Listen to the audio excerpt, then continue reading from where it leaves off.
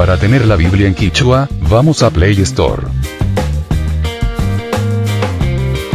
Escribimos, YouVersion. Seleccionamos la Biblia, y procedemos a instalar.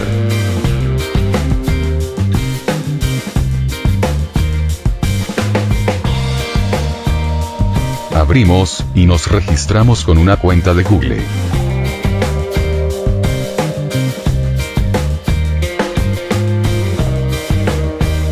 Una vez abierto la aplicación, vamos al icono Leer. Después vamos al icono de idioma, y buscamos Quichua Chimborazo. Seleccionamos y descargamos la segunda opción.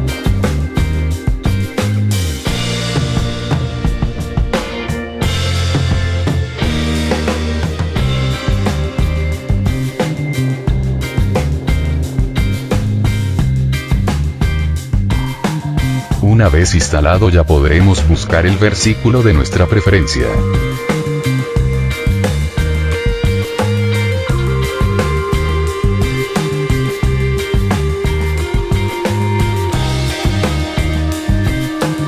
Eso es todo.